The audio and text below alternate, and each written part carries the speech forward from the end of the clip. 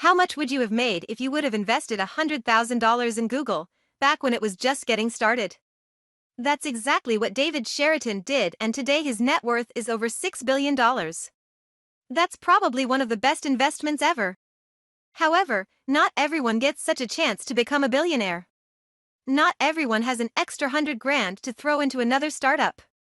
Nonetheless, there are endless number of opportunities all around. In fact, 1,700 people just in the US are becoming millionaires every single day. And if you want to be one of them, you gotta start somewhere. But here is the problem.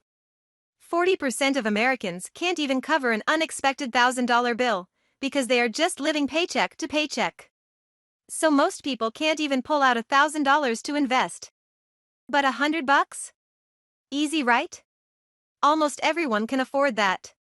How much do you think $100 over 40 years, with 8% returns would amount? Just a little over $2,100. But don't worry, because there are actually legit great ways to invest even as little as $100 that I have used and will share with you here in this video. So let's start with the first one. Start a business.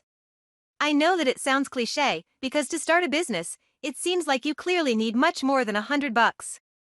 But believe it or not, there are actually a handful number of businesses you can start with as little as $100.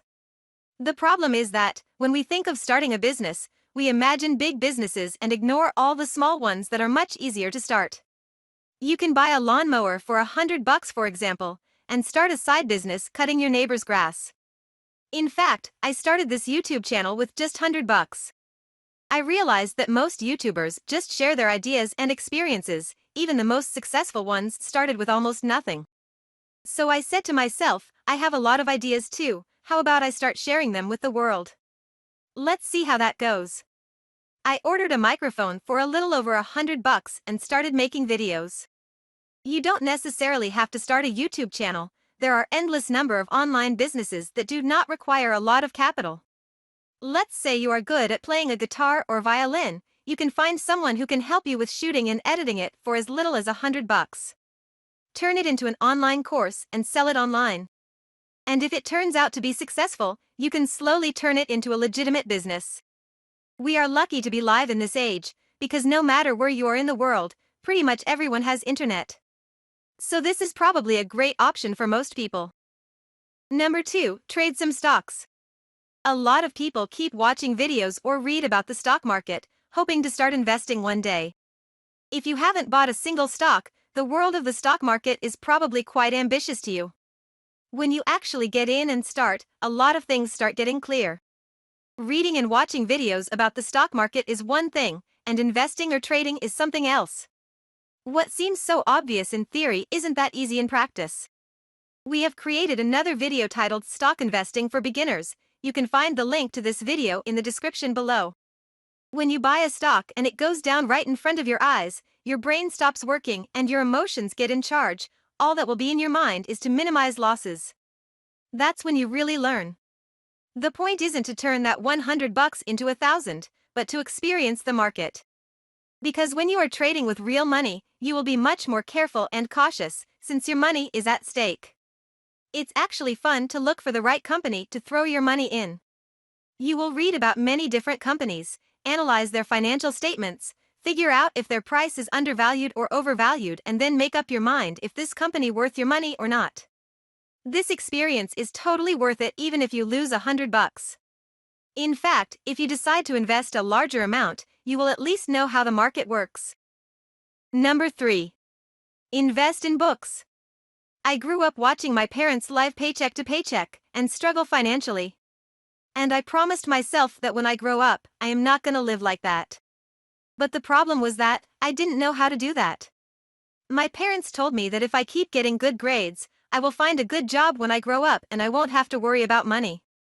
But at some point, I started reading books outside the school and accidentally came across Rich Dad Poor Dad, and that's where the magic happened. I was introduced to the world of money, and to be honest, I was shocked about how little I knew about money, even though I use it every day. You probably have heard this a million times, but the moment you make that shift in your mentality, your perspective changes, and you will start making different decisions that will slowly lead you to financial independence. A lot of people watch a video or two here on YouTube and then they think that they are financial gurus. Let me ask you something. How many videos you have watched for the past week? Dozens if not hundreds. Because YouTube is entertainment, you might learn a thing or two, but it's not gonna stick like when you read a book, because usually it takes you a couple of days if not weeks to finish a single book, and by then these ideas will be embodied in you. Some of my favorite books on this matter are The Millionaire Fastlane, Secrets of the Millionaire Mind, Rich Dad Poor Dad, and few others. Number 4. Buy and sell something. A lot of people don't have even basic business experience. They are so drained into the system where they haven't made a single penny outside their job.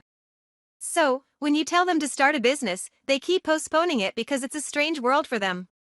But business is all about selling, and most businesses do not even build their products, but rather, just buy low and sell high. The grocery store besides your house, for example. They do not produce what they sell. They have a supplier. The process of business is simpler than you think. The good news is that you don't have to spend big and open your store to learn that. You can just go to eBay and find something that you can resell to your neighbors, for example, for a slightly higher price. That experience will improve your social skills, analytical skills, and negotiating skills. You might not make a lot of money out by buying and selling with $100. However, you will learn much more than you will do with a 4-year degree in business. You will have to analyze the market, who would be your potential consumers, what would be the appropriate price, how to deal with your clients, and on and on.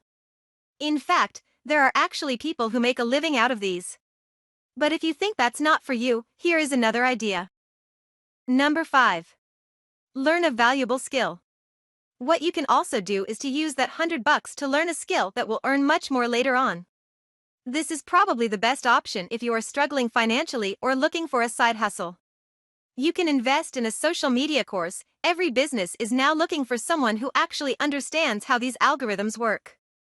Or you can learn graphic designing, copywriting, web designing. There are endless number of online opportunities. Of course, you can find free materials, even here on YouTube, so why buy a course? Usually, the free stuff isn't as good as paid courses. They are better organized, and after taking the entire course, you feel like you actually learned the skill, compared to the free stuff where you have to keep searching for everything separately. And secondly, once you pay for something, you feel obligated to take that course, because you just spend $100. In fact, it will probably motivate to take action after taking the course to earn back the money that you spent on the course.